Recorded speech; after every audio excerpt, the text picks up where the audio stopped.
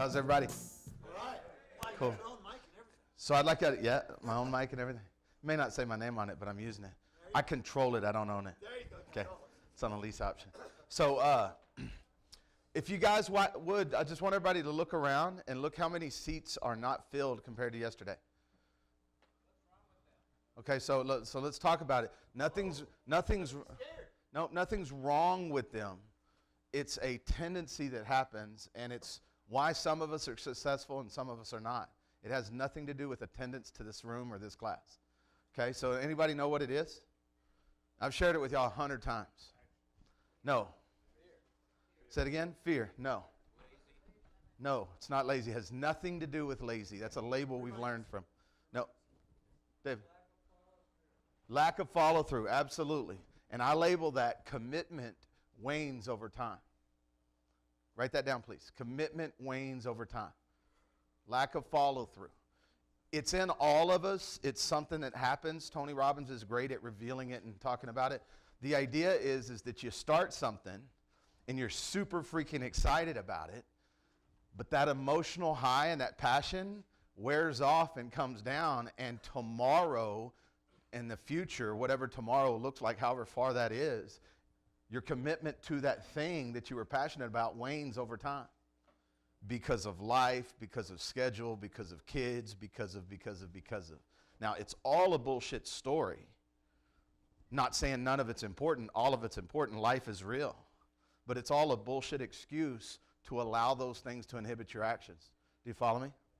So how many have experienced that before? That, I mean, it's just something as simple as today. It's Sunday morning. It's harder to get up on Sunday after a long Saturday, right? And then, people show up late. Or people don't show up at all. Maybe they say, oh, I'll go in at 10 or 10:30, and then 10 or 10:30 gets here, and they're like, it's not that big a deal. And they lose their momentum from yesterday because they just talked themselves out of it. And it's just a pattern and a program. I just want y'all to be aware of it, right? Does anybody disagree that this goes on? Is anybody immune to it? Somebody Superman in the room? No. Yeah, I mean, it happens to all of us. It happens to all of us. I just want to bring it up, and these are the things that inhibit our success, so I just want y'all to be aware of it. Cool? Cool. So let's talk about yesterday. Well, one of the things you got to do is you got to get in tune with your vision and your passion and your why on why you're in real estate. If this was a true commitment for people, they would carve out 2 days and they would show up. I would even challenge you, even if you're in this town, why not come stay at the hotel so nothing gets in the way, right? Yeah, it costs money, but shit, what doesn't, right? Yeah, I mean, money's never been the issue for any of us. Yeah, we're looking for money, but it's just a bullshit excuse that we're making it about money. What we need is knowledge, understanding, and action, right? Because we've already determined the money's out there. Are you with me? So, yeah, it's just get clear on your vision, get clear on your why, and then build your commitments around those so that the passion stays high. You guys know when you're passionate around anything, you can do anything, right? Anybody ever been to a college football game? Is it just me? No? Yeah. I went to University of Texas. Like, I'm all about shaving my chest, getting belligerent, and just, I mean, I've shut down the other crowd when I was at Nebraska with my Texas fight. I did Texas and fight, and I shut down the entire Nebraska crowd. Right? And y'all think I'm playing around. I'm not. Like, I couldn't speak for 6 days, but it was all good. And I had a headache for about a day and a half, but it was awesome because we won, right? But when you're at a football game like that, passion's high, right? Doesn't matter if you got up at 3 in the morning and drove 6 hours to get there. Doesn't matter if you've had 24 beers. It doesn't matter if you've had 24 shots. You just keep going. Why? Because the passion's unleashed. If you can create passion and energy around real estate, you'll break through some of your limitations, because that's where breakthrough happens, is when you're passionate. Would y'all agree? Cool. So let's talk about yesterday. Ahas, BAMs, OMGs. Anybody? Talk to me. How easy it is to get hard money. How willing private and hard money are just like, yeah, and they want to talk to us. They want us to call them and interact with them. Even if we miss, they'll tell us how to set things up to go forward. My primary hope with that was to take the intimidation out of them speaking to us or us speaking to them. Because sometimes we're just not comfortable making those phone calls, and they're just waiting for the phone to ring. Very cool. What else?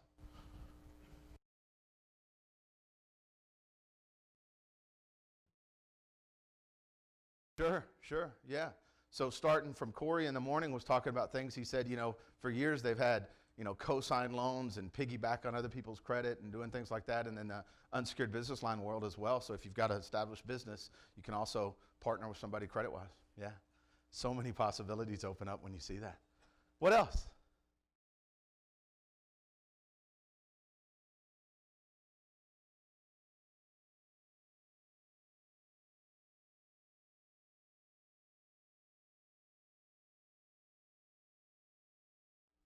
Yeah, so I look at it this way.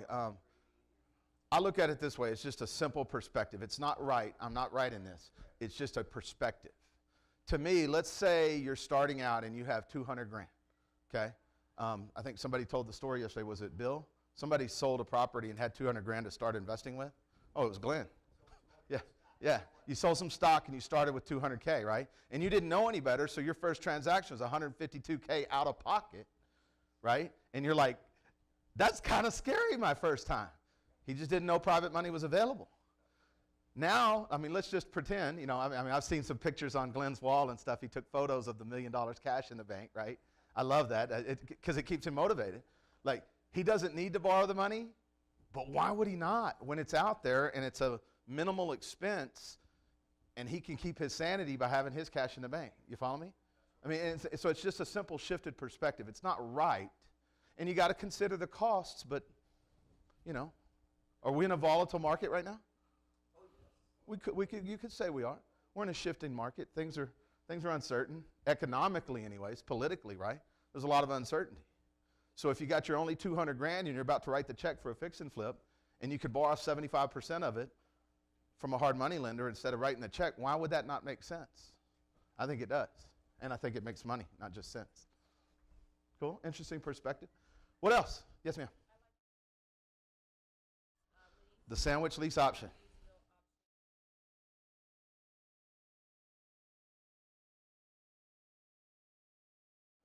It's mind-blowing that some of us haven't seen that before, right? It's mind-blowing but it's the thing that Robert Kiyosaki teaches in Rich Dad Poor Dad, that controlling real estate's just as good as owning it.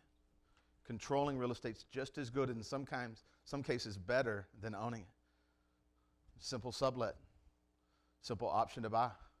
Glenn's done them. I've done them.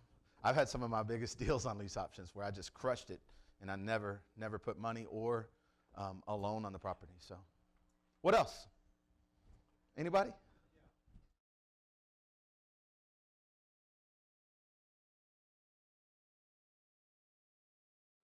Yeah.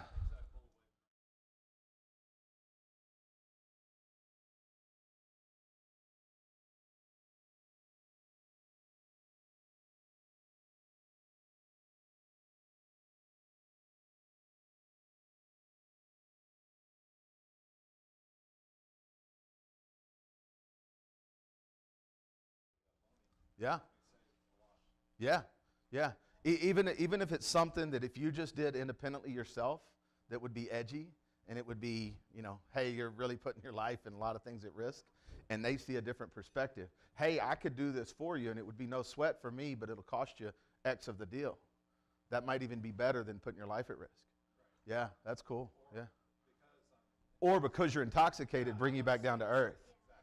Be like, hey, Val, dude, I totally get that, and I see what you see, but it should probably look like this. What you're looking at's a little ambitious or maybe speculative or, yeah, absolutely. Or maybe they just give you a perspective that helps you see deeper into it, and maybe you adjust things on your own. It can only benefit you. That's awesome. Yvonne.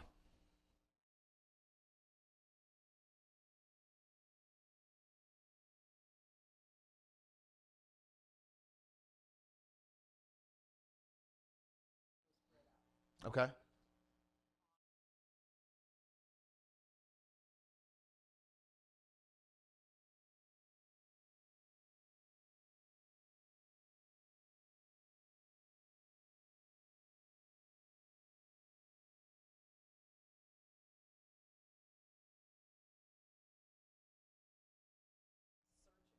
Okay, so let me throw this at you. I'm going to speak to some of what you said, not aimed at you, but just in general.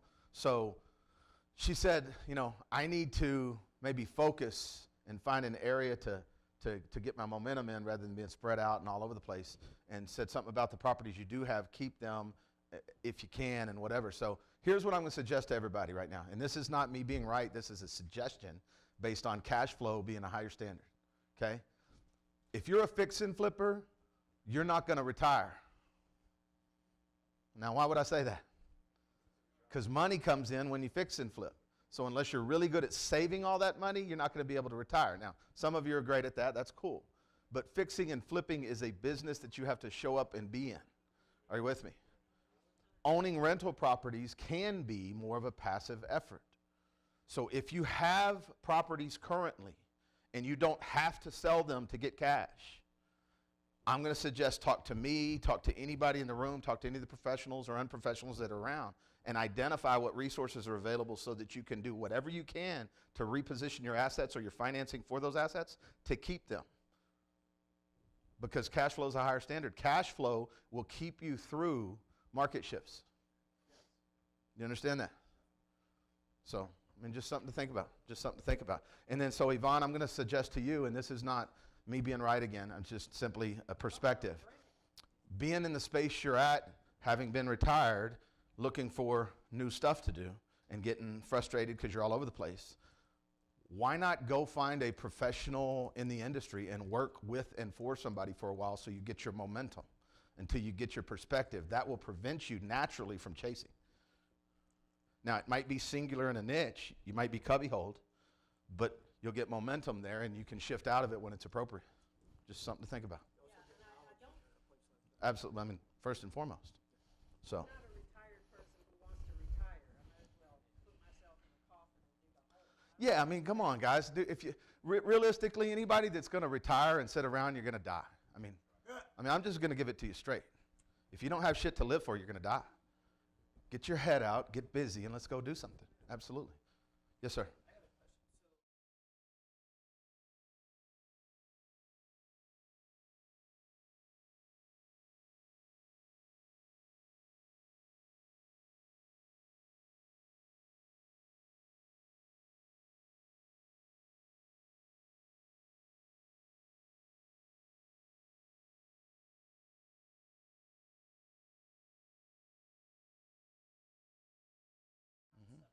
Sure.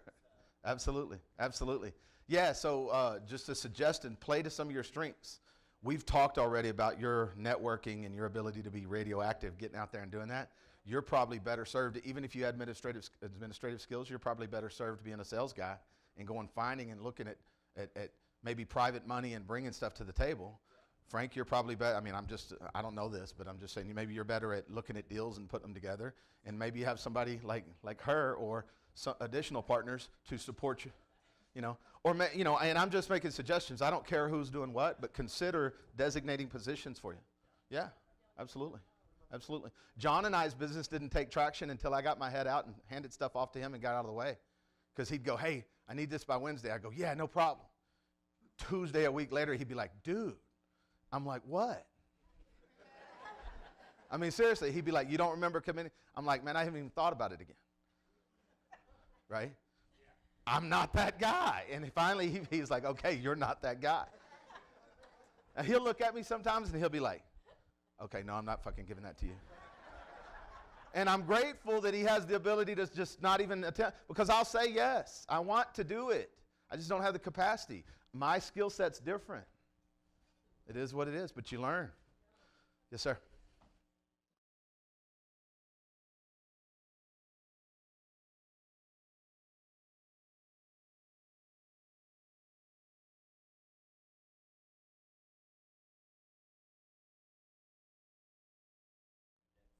Yep.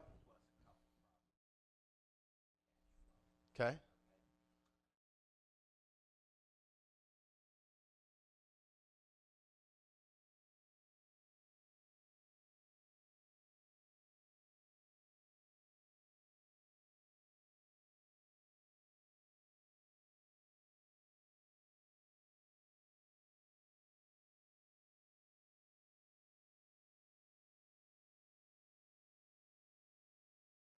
Yep. 3 weeks ago on a Saturday, yeah. And it was just a fill-in gap thing because we had that gentleman scheduled to speak at one of our events here, but he couldn't make it, so we just stuck that in a space that worked for us. And right, yeah, but he couldn't. He had a conflict.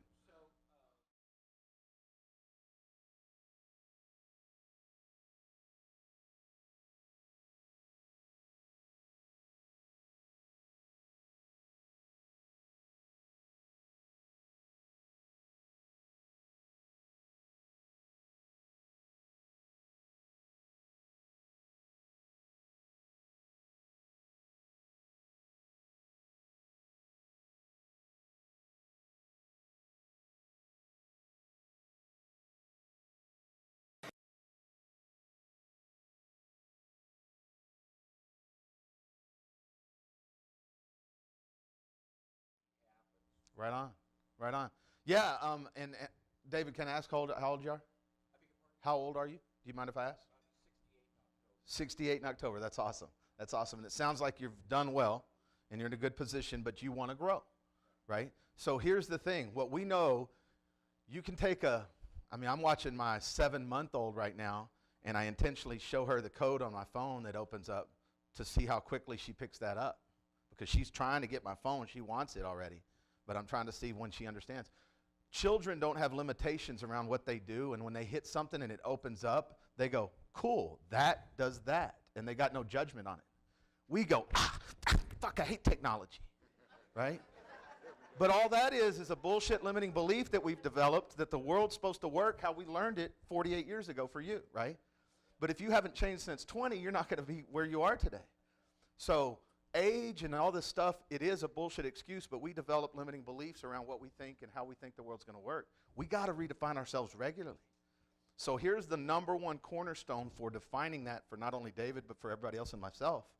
Change the way you look at things, and the way you look at things will change. Are you with me? Simple as that. This morning I was reading Muhammad Ali's 30 poetic quotes. Yeah. And one of them was, if you're 50 and you're still thinking the same way you did when you were 20, you've wasted 30 years of your life. Mm-hmm. He's a perfect, that guy. Absolutely, absolutely. So I listen to little Tony Robbins literally every day, so I wake up with him this morning. And he says, at what point did you take on the label of how you call yourself today? And when did you put that label on you? And if you like the label, cool. But if you don't like the label, quit calling yourself that. But before that, go back and root out when you called yourself that and when you took on that label. He goes, I'm going to suggest to you that it was probably more than 10 or 15 years ago, and it's not serving you today. Interesting. And he uses tools like that to help people stop smoking and break through and all that stuff. So very cool, very cool. Okay, so guys, let's jump in because I've got 7 minutes to cover what I need to cover. And yeah, absolutely. Actually, I don't hurry. I'm just going to do what I do. So John, do you have that stuff? Can y'all pull that up? Or Joe, you working on that right now? So as soon as this comes up. So guys, let's talk about earnest money deposit funding, okay? And we'll send you all this so y'all don't have to scribble. I'd like you to just listen and be with. So EMD funding, does everybody understand what earnest money deposit is? Does everybody understand that earnest money deposits are not required in real estate? They are not required in real estate. But most everybody is neurotically committed to them, especially real estate agents. It is not required, but just in the industry of real estate, sellers like to have earnest money. They like to have some feel-good faith money. Are you with me? Okay.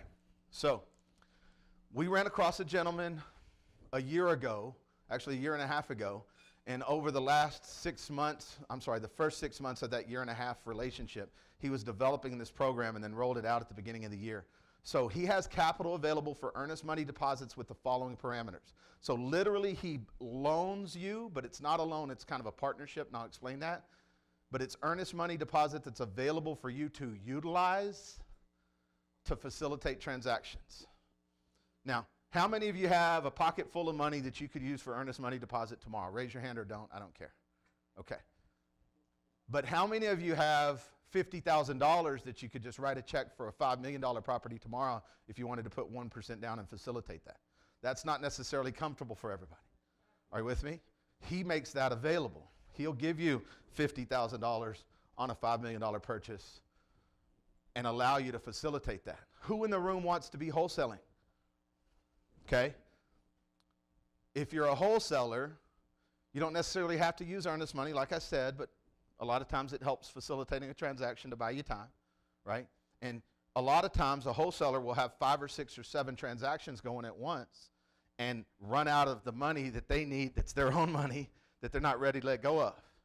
He'll facilitate doing that on 5, 6, 7, 42 deals, whatever it is for you, so that it's all his money that's the earnest money and none of yours. Are you with me? Can anybody see how practical that might be if you're that person? Maybe beneficial? Is anybody lost yet? No? Okay. So he offers $2,500 up to $50,000. Now he ballparks that most of the time the earnest money is going to be 1%. If that's different, whatever, he still does $2,500 to $50,000. Those are his numbers. Minimum $2,500, max. Quick funding decisions. He is the underwriter. He's the alpha, the omega, the beginning and the end, the first and the last. He's ready. He's the guy. He makes the decision, not somebody else. He's not going to call and go, hey, this guy. He's going to make the decision. Are you with me? You're going to talk directly to him. Is that cool? It's not a loan. There are no points. There is no interest. There are no monthly payments and no upfront fees or costs. You're probably going, holy shit, what is there? Right? Okay. Let me continue on and I'll explain that. The maximum time for use of your funds is 30 days. More time can be made available on a case-by-case basis. Many times he extends to 45 or 60, but he's going to scrutinize it and make sure it makes sense and he understands everything. Okay. Cash-on-cash markups are as follows for standard 1% of purchase cost, EMDs, blah, blah.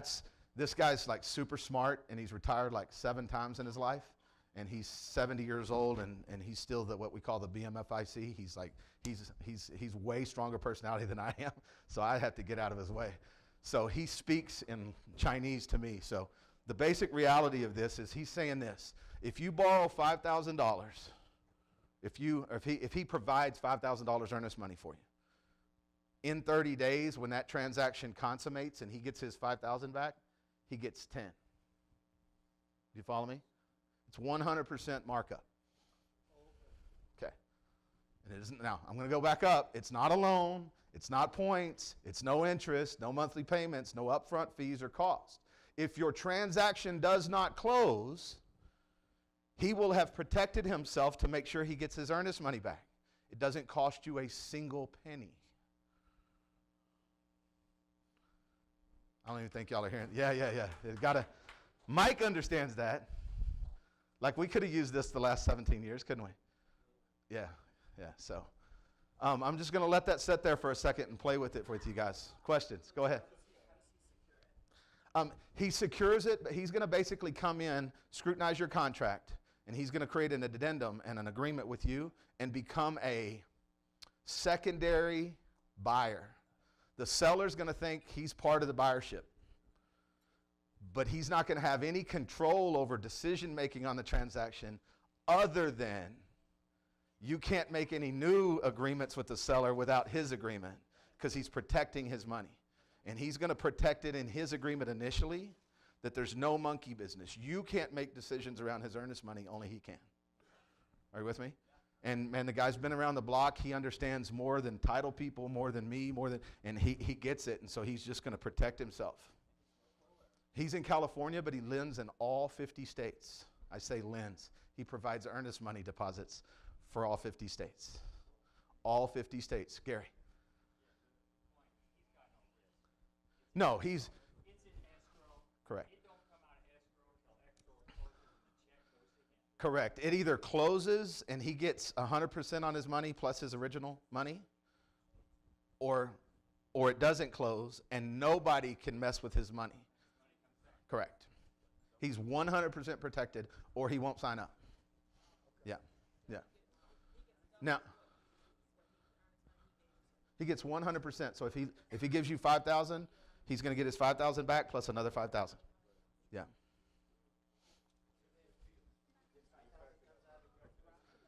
Well, think about it. If you're asking right now, guys, hold it down, hold it down. If you're asking, does the 5,000 come out of your profit? Well, it's not coming out of mine. I mean, I'm just putting it to you like that so you hear it. Yes, when you close and you fund the transaction, hard money, private money, sideways money, whatever, down payment money from your own pocket, whatever, yes, he's getting paid then. He gets paid. He's out of the transaction when you close on it and now own it. He is only in it for the earnest money and the return. Cool? I'm trying to keep it really simple because this can be way confusing and intimidating. Are you with me? Scroll on for me if you would. All the way, all the way, all the way, all the way, all the way. So, right there. No, yeah. Under $5,000, 100%. Example. $4,000 earnest money pays back $8,000. I just explained that. $5,000 to $25,000. When you go over $5,000 earnest money, it's 50%. So if he gives you $20,000 earnest money, he gets paid back $30K. Instead of 100%, it's 50%. Follow me? So he's giving you grace on bigger deals. Please note that this is an absolute, not annualized percentage. It's just an absolute money. There is no percentage. Hey, if I close in 7 days versus 440, can I cut you down? No. If you play with his money for 9 minutes, he gets his full return or the transaction won't close. And if it doesn't close, it doesn't cost you a dime. Y'all with me? Scroll it up. I'll give you this. Yes, scroll it up for me. Available in all 50 states to experienced rehabbers, developers, builders. Whoa. Hold on. Mobile home, park, and RV buyers, commercial, blah, blah, blah. Now, he says experienced rehabbers. Don't hear him say experienced whatever you are, okay? He'll work with you, and he'll put the money in based on the merit of the transaction. And he's been around the block. I promise you he can help you make a great decision. He will not put his money at risk if you're going to blow something up. Promise you that. You don't retire 7 times and be that wealthy, without making some good decisions. No hidden costs or upfront fees. He says him, he is compensated at the close of escrow. He gets paid when you get paid, not really when you get paid, but when you close on the transaction. So he didn't catch that when he wrote that. Even if escrow falls through, the transaction is canceled, there's no prepayment penalty, there's no penalty to you. Hopefully he makes money on future deals together, and that makes up for previous efforts that fall short. Like, to me, this is amazing. So why EMD? You don't tie up your own precious capital, you use his. Allows you to leverage yourself into more deals. EMD funding can mean the difference between a deal happening or not. It can be critical when it comes to putting a property under contract, and without EMD, an investor cannot lock up a property. Many times that's true. Many times it's not, but yes, ma'am. What if you use his money before you're fully funded? Like, is this, when it says at the close of escrow, is that like for the house you're buying to make the accept or whatever, or is that actually selling? No, it's strictly to make the acquisition. This is acquisition earnest money. Don't try to make sense of it yet if it's floating on you. I'm glad to visit with you offline. I know Adam can explain it, but we'll get clarity for you. Okay? For time purposes, we got to move on, but scroll one more time, Joe. Actually, scroll to the end of the document for me. Keep going. No, because I had his information on the 3rd page. Did you cut it off?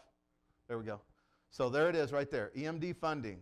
EMDfunding1@gmail.com, and it's 310-408-7015. I'm going to give you this document if you'd like it. This is his document. He drafted this. I'll give it to you just exactly like that. I just want y'all to have it now in case you want to get frisky today and call him. Okay? Yes. Now, if you've got some amazing sales skill that I know you do, Adam, and you can intoxicate him to play another game, knock yourself out. But the dude, I'm telling you, he is a strong personality. He's a BMFIC. Y'all know what that means? The bad dude in charge. Yeah, he is definitely that. So he will tell you where to stick it or where to put it really fast. His name's Todd Snodgrass. But he didn't put that on here, so I wasn't trying to tell everybody. He'll tell you that.